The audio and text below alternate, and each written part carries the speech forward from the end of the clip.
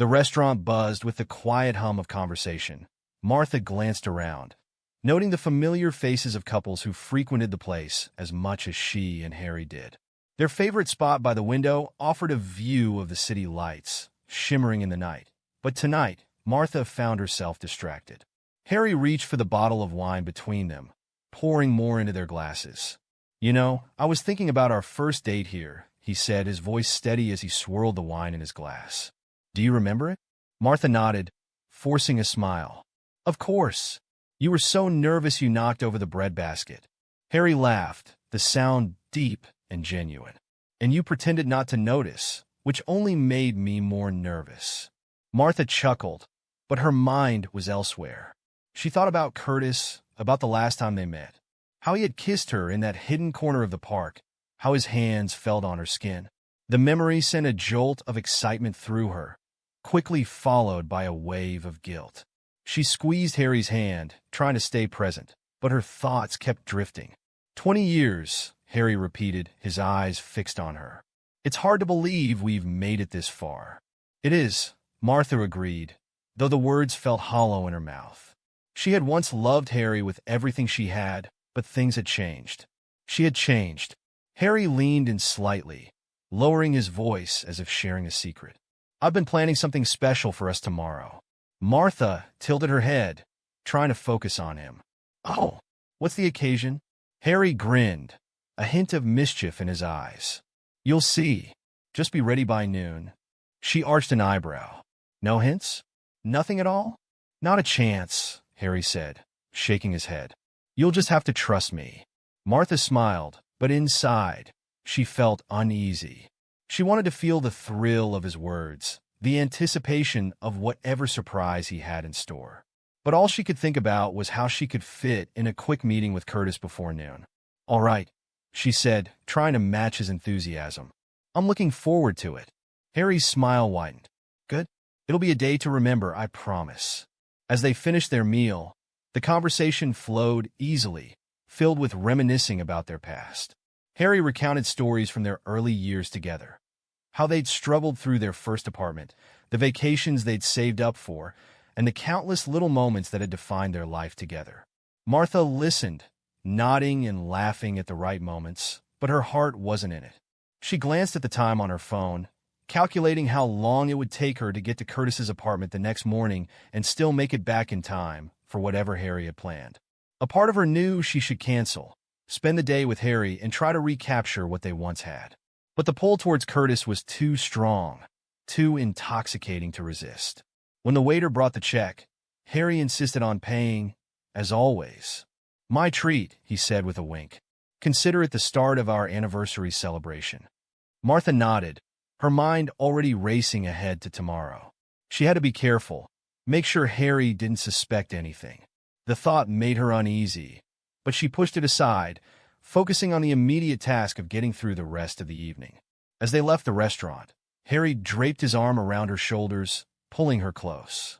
"You seem a little distant tonight," he said quietly. "Everything okay?" Martha hesitated, then nodded. "Yeah, just a lot on my mind. Work's been stressful."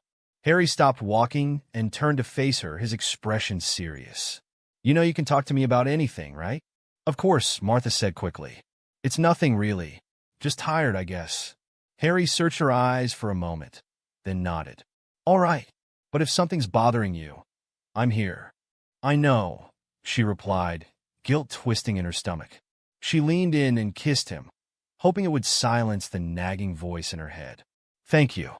They walked in silence to the car, the night air cool against Martha's skin. Harry unlocked the car, and as they got in, he glanced over at her. "Tomorrow's going to be special. I can't wait." She forced a smile. "Me neither." The drive home was quiet, the tension between them subtle but present. Martha stared out the window, her mind racing. She needed to be careful, to make sure tomorrow went smoothly. But even as she planned, a small voice in the back of her mind whispered that she was playing a dangerous game. When they arrived home, Harry reached for her hand again as they walked to the door. "I love you, Martha," he said softly. She froze for a moment, caught off guard by the sincerity in his voice. "I love you too," she replied, the words coming out automatically. But as she said them, she couldn't help but wonder if they were still true. Inside, they prepared for bed, the routine so familiar it was almost comforting.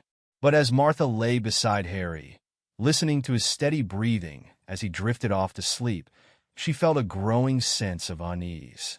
Tomorrow would be a day to remember, Harry had said. She just hoped it wouldn't be for the wrong reasons. Martha woke up to the soft light filtering through the blinds. She reached out, expecting to find Harry beside her, but her hand met only cool sheets.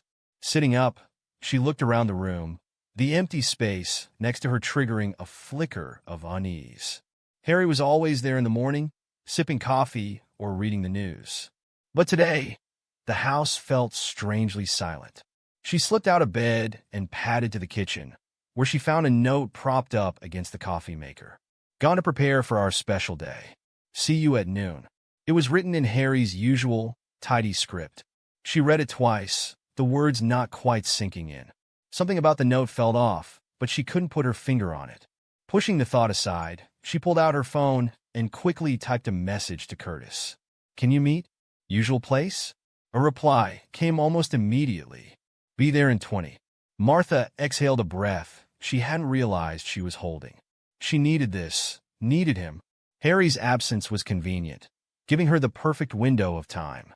She dressed quickly, choosing a simple outfit that wouldn't raise suspicion if Harry came home early. Her mind buzzed with anticipation as she drove to meet Curtis.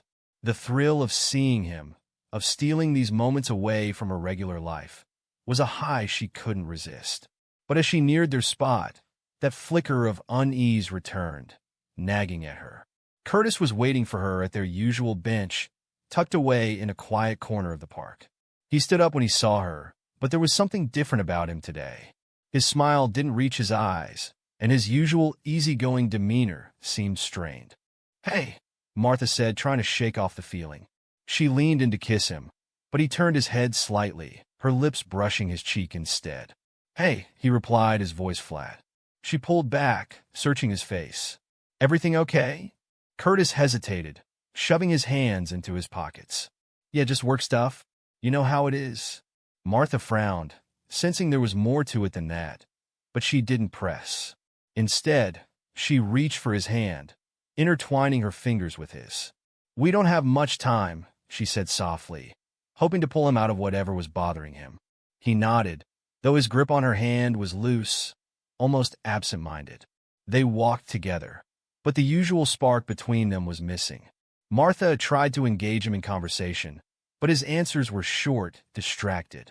He kept glancing around, as if expecting someone to appear out of nowhere. After a while, Martha couldn't ignore the tension anymore. Curtis, what's going on? You're not yourself today. He stopped walking, turning to face her. Martha, maybe we should, cool it for a while. Her heart skipped a beat. What? Why? It's just, I've been thinking, and this is getting complicated. Complicated? Martha repeated, trying to keep her voice steady. It's been complicated from the start. Why now? Curtis looked away, his jaw tightening. I just think it's time to step back before things get out of hand. Out of hand?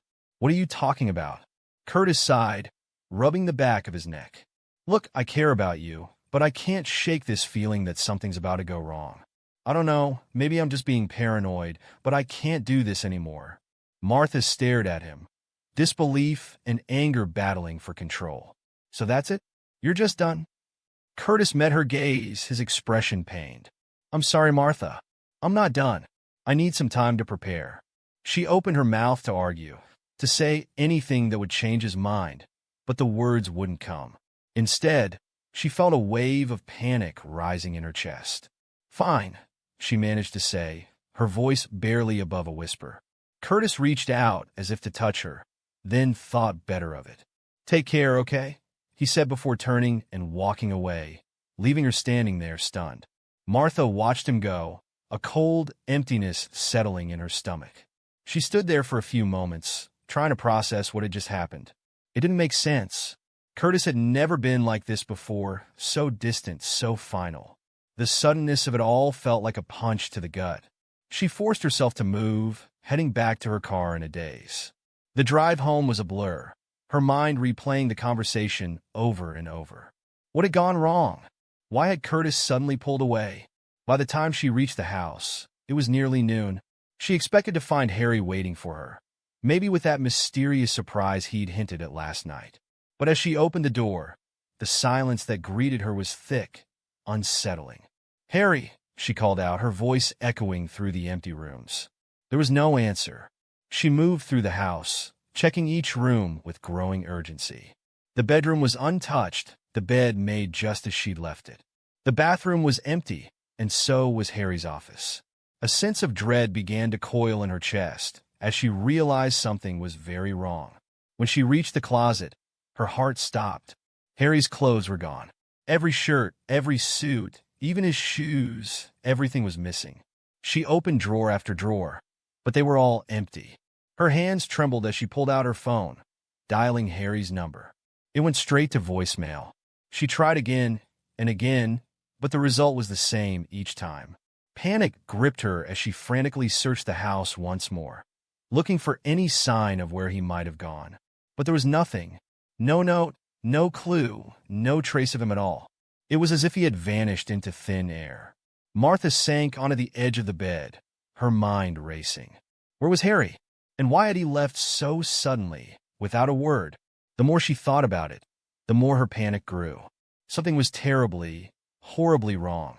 Martha sat on the edge of the couch, her phone clutched in her hands, the screen glowing dimly in the fading evening light. The day had slipped away in a haze of unanswered questions and growing dread. She had called everyone she could think of, Harry's friends, his co-workers, even the few distant relatives they kept in touch with. No one had seen or heard from him. Each call that ended without answers only deepened the pit of anxiety in her stomach. The clock on the wall ticked loudly in the silence, each second stretching out painfully. She stared at the phone, willing it to ring, desperate for any news. Where could he have gone? Why hadn't he left a note? A message? Anything? She tried to convince herself that there must be a simple explanation, but the thought grew less convincing with each passing hour. Finally, as the sky outside darkened, her phone buzzed to life in her hands. Martha's heart leaped into her throat when she saw the caller ID, the police. She answered with trembling hands. "Hello, Mrs. Stevenson?" The voice on the other end was calm, professional, but with an edge that made Martha's heart race faster. "Yes, this is she. Have you found my husband?" she asked, her voice shaky. There was a pause on the other end, a silence so heavy it seemed to fill the room. Martha could hear the faint sounds of an office in the background. Phones ringing, muffled voices. The officer finally spoke, each word measured. "We believe we've found someone you might know. He's in critical condition at the hospital. You should come in." The words hit her like a physical blow. Martha stood up, her legs weak beneath her. Who is it?" she stammered, her mind racing. "I think it's best if you come down to the hospital, ma'am," the officer replied, evading her question. "A doctor will be there to meet you." Martha didn't need to be told twice. She grabbed her keys and rushed out the door, her mind spinning with fear and confusion. Who could it be? Harry? But the officer hadn't said it was him. Her thoughts jumped to Curtis, and a cold dread settled in her chest. The drive to the hospital was a blur of headlights and dark streets. Martha's hands gripped the steering wheel tightly, her knuckles white.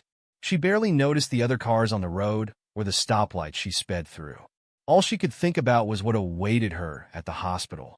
When she finally arrived, she parked haphazardly in the first spot she found and ran toward the entrance. Inside, the harsh fluorescent lights and the sterile smell of antiseptic hit her, making the whole situation feel even more surreal. A nurse pointed her to the right direction, and soon she found herself face to face with a doctor, his expression grave. "Mrs. Stevenson?" he asked, confirming her identity. "Yes," she breathed, her voice barely audible. "Is it Harry? Is my husband okay?" The doctor shook his head slowly, his eyes filled with a mixture of pity and something else, something darker. "No, it's not your husband, but it is someone you know. Mrs. Stevenson, I have to warn you, what you're about to see is difficult. You'd better not see this." Martha felt a wave of nausea rise up in her. She wanted to scream at him, to tell her who it was, to stop speaking in riddles, but she couldn't find her voice. Instead, she nodded, her legs moving almost of their own accord as she followed the doctor down the sterile hallway. They stopped outside a room, the door partially ajar. The doctor turned to her, his expression serious. "Are you sure you want to go in? It's not too late to turn back." Ignoring the warning, Martha pushed past him and entered the room.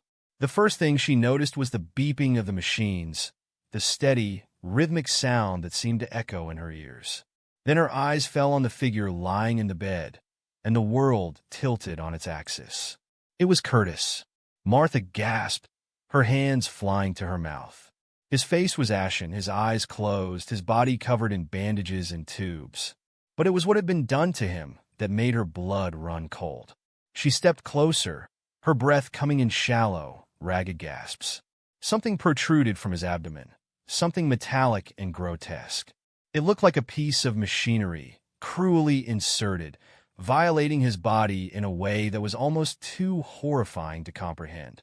"Oh my God," she whispered, her voice trembling as she reached out, but she couldn't bring herself to touch him. The sight was too much, too surreal. How could this have happened? Who could have done this? As if in a trance, she took a step back, her mind trying to reject what her eyes were seeing. The room spun around her, the sound of the machines fading into a dull roar in her ears. "Mrs. Stevenson," the doctor's voice broke through the fog, pulling her back to the present. "I'm sorry you had to see this.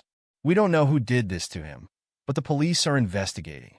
Martha could only nod numbly, her mind struggling to make sense of the situation. This wasn't supposed to happen. Curtis was supposed to be safe, supposed to be the one thing in her life that made sense. But now he was lying here, broken, and it was all her fault. She had brought him into this. She had made him a target. The weight of guilt and fear pressed down on her chest, making it hard to breathe. What had she done? And where was Harry? The questions swirled in her mind, but there were no answers. Only the cold, stark reality of what she had just seen. Martha staggered backward, the reality of what she was seeing slamming into her like a physical force. The room seemed to close in on her, the sterile smell of the hospital mixing with the metallic scent of blood. Martha felt her stomach churn, and she clutched at the wall for support, her legs threatening to give out beneath her. The doctor's voice broke through the haze, calm and detached in the face of such horror. "We haven't removed it yet. He's lucky to be alive." Martha tore her eyes away from Curtis's mutilated body to look at the doctor. What is it? What did they?" Her voice cracked, unable to finish the question. The doctor hesitated, glancing at the monitors before speaking. "It's a metal rod, inserted with extreme precision. We're not sure how he's even survived this long. It's a miracle, really, but the damage, it's extensive." Martha's mind reeled, struggling to comprehend what she was hearing. A metal rod? Who could have done something so brutal, so calculated? And why? Her thoughts raced back to the moment she had received the call from the police, the officer's vague words replaying in her head. "Someone you might know. In critical condition." The pieces didn't fit. Nothing made sense. She stared at Curtis, trying to see the man she had risked everything for, but all she could see was the result of some unspeakable act of violence. The room felt too small, the air too thin. She needed to get out, to escape this nightmare. Just as she turned to leave, her phone buzzed in her pocket, the sudden sound making her jump. Martha fumbled for it, her hands trembling. When she saw the name on the screen, her blood ran cold. It was Harry. She hesitated, dread pooling in her stomach. With a shaking hand, she opened the message. It was a single word: surprise. Martha stared at the screen, her mind going blank. The letters seemed to blur together, as if her brain couldn't process what she was seeing. Slowly, the meaning of the message began to sink in, and with it, a creeping sense of horror. This wasn't just a coincidence. Harry had known. He had known all along. Her hand tightened around the phone, the realization hitting her like a tidal wave. Harry, her husband, the man she had been married to for 20 years, had done this. He had known about her affair, and this was his way of telling her. The twisted, brutal way he had chosen to reveal his knowledge was almost too much to bear. She felt sick, her stomach heaving as she struggled to breathe. The walls of the room seemed to close in on her, the beeping of the machines growing louder, more insistent. She wanted to scream, to run, but she was rooted to the spot, paralyzed by the sheer magnitude of what she had just uncovered. "Mrs. Stevenson?" The doctor's voice cut through her spiraling thoughts. He was watching her with concern, probably noticing the change in her expression. "Are you okay?" Martha couldn't respond. She could only shake her head, tears welling up in her eyes. She backed away from the bed, her hand gripping the phone so tightly it hurt. She needed to get out of here, to think, to figure out what to do next. I need to go," she managed to say, her voice barely above a whisper. The doctor frowned, but didn't stop her. "If you need anything, let the nurses know." She nodded numbly and turned, practically running out of the room. The hallway stretched out before her like a tunnel, the harsh lights flickering overhead. Martha pushed through the double doors at the end, bursting into the night air. She gulped it in, trying to steady herself, but the panic inside her was growing, threatening to consume her. Her phone buzzed again.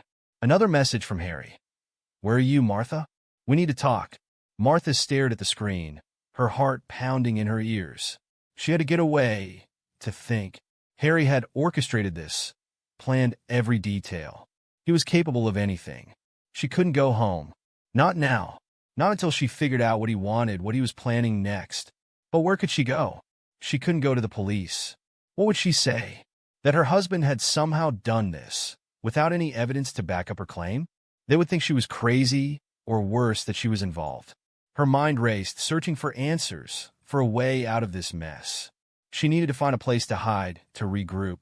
Somewhere Harry wouldn't think to look. But as she stood there, under the harsh glow of the streetlights, Martha realized that there might be no place safe enough.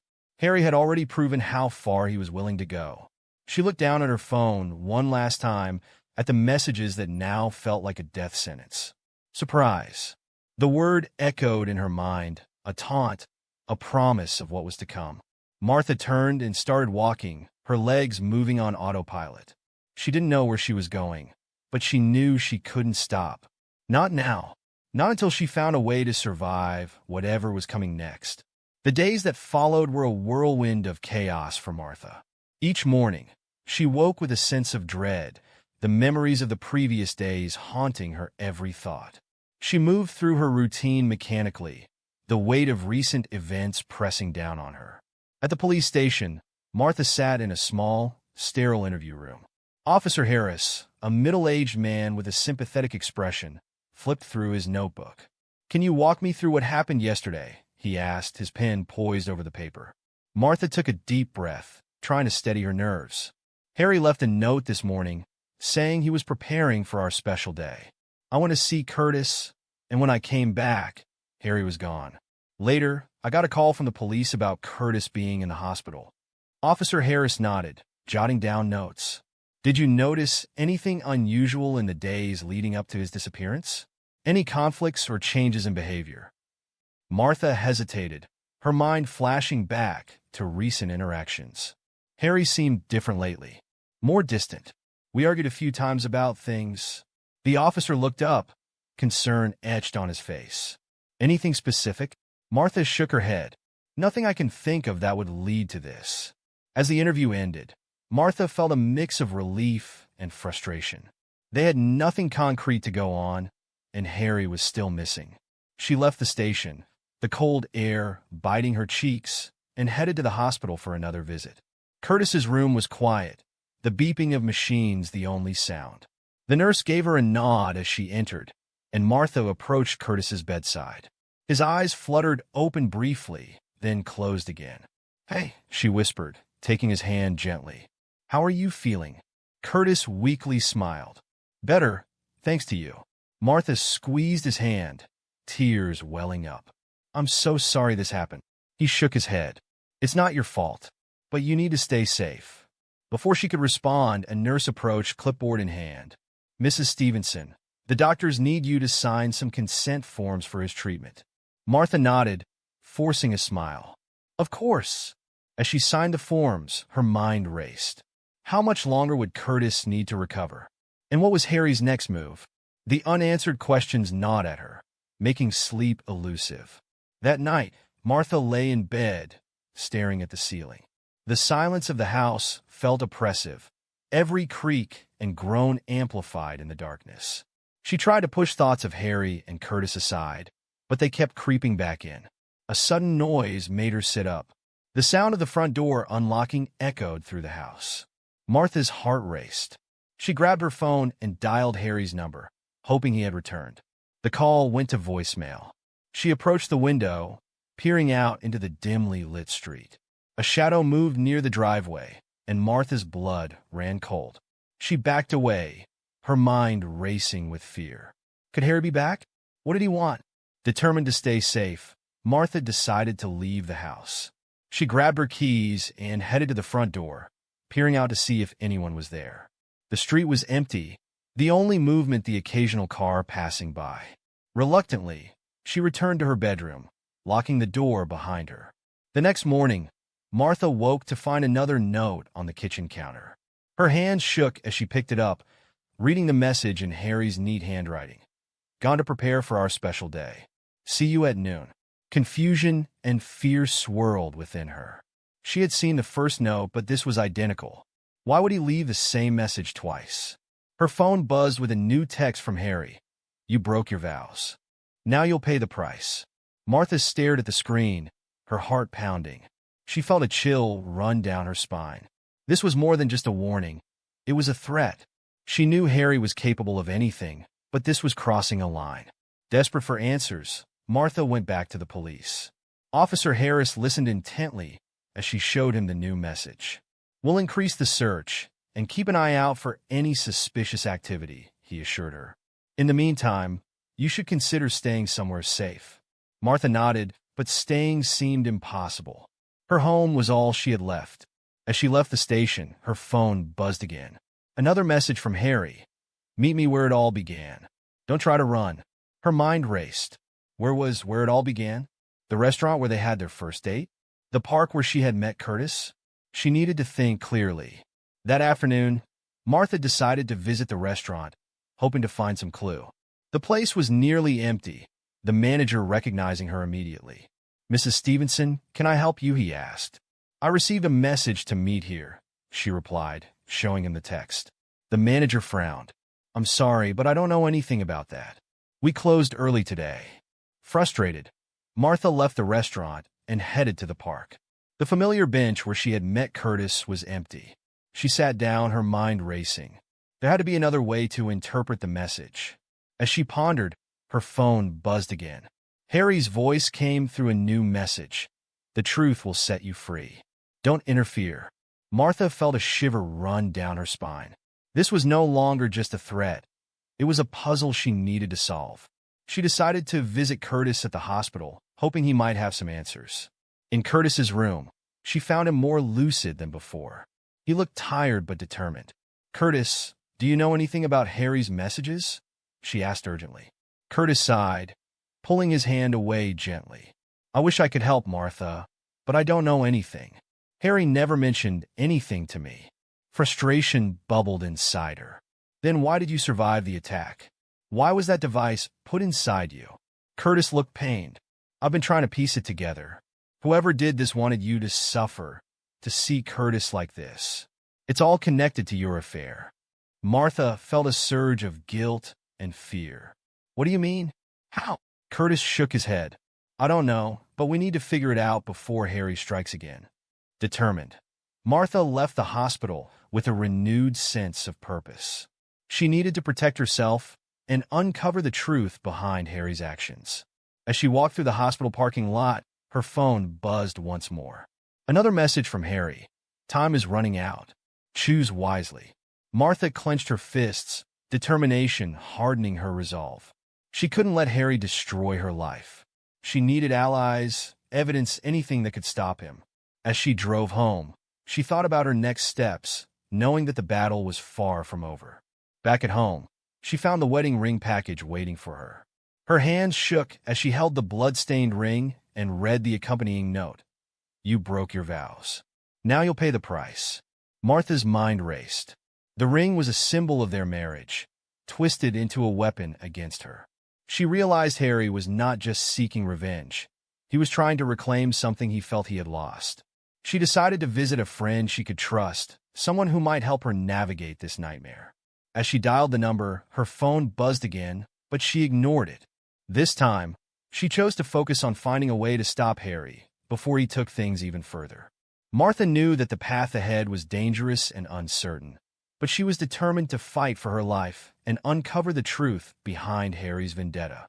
The aftermath of his actions had left her shattered, but she refused to let him win without a fight. As she prepared to leave, her phone buzzed one last time. The message was simple, yet filled with menace. "See you soon." Martha took a deep breath, steeling herself for what was to come. She stepped out the door, ready to face whatever Harry had planned, knowing that her survival depended on her strength and resolve. The months following Harry's disappearance were a blend of relentless anxiety and futile attempts at normalcy for Martha. She moved to a new city, trying to leave her old life behind.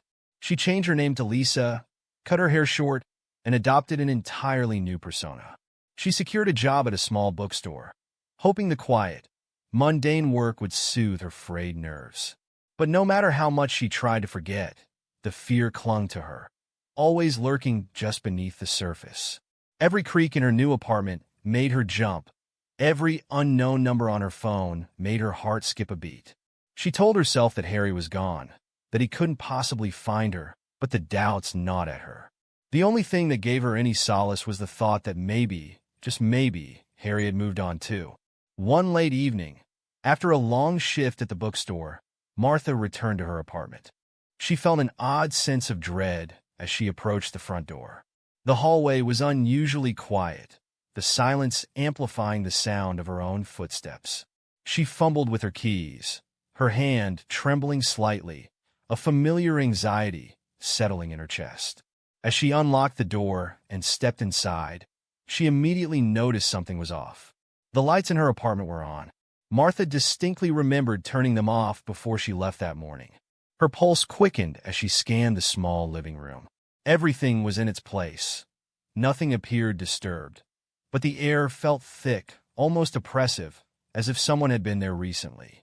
Martha's eyes darted around the room, searching for any sign of an intruder. She tiptoed towards the bedroom, her heart pounding in her ears. She paused at the doorway, her breath catching in her throat as she saw something lying on the bed, a familiar object that sent a chill down her spine. It was their wedding album. Her first instinct was to run, to flee the apartment and never look back. But something compelled her to move forward. With shaking hands, she reached for the album and sat on the edge of the bed. She hadn't seen it in months, hadn't even thought about it since the day she left her old life behind. Taking a deep breath, Martha opened the album. The first few pages were exactly as she remembered them. Pictures of her and Harry on their wedding day, smiling and happy. But as she flipped through the pages, the photos began to change. At first, it was subtle, a blurred figure in the background here, a shadow that shouldn't be there. But soon, the changes became more obvious, more terrifying. There were photos of her with Curtis, taken from a distance. Some were from their secret meetings in parks, others from late-night dinners in secluded restaurants. The photos were all too clear, too close, evidence that someone had been watching them, capturing every moment. Martha's hands trembled as she flipped through the pages faster now, her eyes widening in horror. The photos grew more invasive, more menacing. There was a picture of her laughing with Curtis, oblivious to the camera. Another of them kissing, completely unaware that someone had been just a few feet away. Each new photo sent a fresh wave of terror coursing through her. But it was the last photo that broke her. It was a picture of her taken just that morning as she left her apartment. She was looking straight ahead, unaware that someone had been watching her from the shadows, capturing her every move. Her breath caught in her throat as she turned the photo over. On the back, scrawled in red ink, was a single word: soon. The photo slipped from her fingers, fluttering to the floor as Martha sat frozen, her mind racing. He had found her. Harry had found her. Despite all her efforts to disappear, to start over, He had been there all along, watching her, waiting. Her first thought was to call the police, but what could she say? That her estranged husband had left a photo album in her apartment? That she felt threatened by a single word? No, they would never believe her. This was a game to Harry, a twisted cat-and-mouse chase, and she was the prey. Panic gripped her as she realized the extent of his reach. He knew where she lived, where she worked, how she spent her days. He had been one step ahead of her this entire time. And now, he was letting her know that the game was far from over. Martha bolted from the bed, rushing to check the locks on all the doors and windows. She grabbed her phone, her fingers shaking so badly she could barely dial a number. She called the only person she could think of, her friend Jean, one of the few people who knew where she had moved. "Jean," Martha gasped as soon as she heard her friend's voice. "He's found me." "What? Who?" "Martha, calm down. What's going on?" "Harry. He knows where I am. He was in my apartment. He left our wedding album, and there were pictures of me, of Curtis. He's been watching me, Jean. He's been here."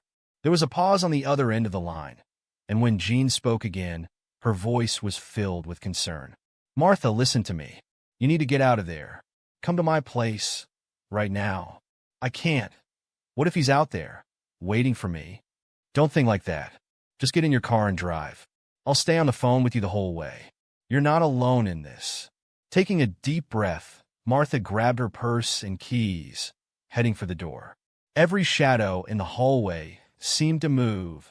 Every noise made her jump. She forced herself to keep going, to put one foot in front of the other. Her heart pounded in her chest as she made her way to the car, her eyes darting around, expecting Harry to appear at any moment. Finally, she reached the car, fumbling with the keys before starting the engine. She sped out of the parking lot, glancing in the rearview mirror every few seconds, half expecting to see Harry's car following her. But the streets were empty. "Martha, are you okay?" Jean's voice crackled through the phone. "I'm on my way," Martha whispered, her voice trembling. "Good. Just keep driving. We'll figure this out together." As Martha drove through the darkened streets, her mind raced with 1,000 thoughts. How had Harry found her? How long had he been watching? And most terrifying of all, what did he plan to do next? The city lights blurred as she sped towards Jean's place, her heart thudding in her chest. Martha knew one thing for certain. No matter how far she ran, she would never be free of Harry. He was always one step ahead, always in control. And now, with this latest move, he had made it clear that the game was far from over. As she pulled up to Jean's house, Martha felt a glimmer of hope. Maybe together, they could find a way to stop Harry, to end this nightmare once and for all. But as she stepped out of the car and into the safety of her friend's arms, the dread lingered, a constant reminder that Harry was still out there, watching, waiting for the perfect moment to strike again. And when he did, Martha knew she would have to be ready.